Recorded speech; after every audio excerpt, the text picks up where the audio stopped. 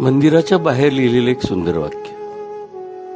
जर उपवास करून परमेश्वर आनंदी असते तर या जगातील रिकामे पोट असलेला भिकारी मनुष्य जगात सर्वात सुखी असता.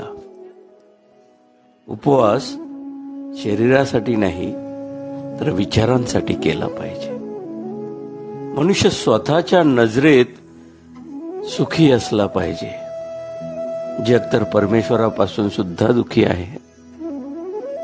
मित्र हो, चिमण्या जिवंत असताना कीटक खातात आणि याच चिमण्या जेव्हा मृत्यू पावतात तेव्हा हेच कीटक त्यांना खातात. म्हणून एका गोष्टीवर लक्ष ठेवलं पाहिजे की वेळ आणि परिस्थिती केव्हाही बदलू शकते. त्यामुळं कधीही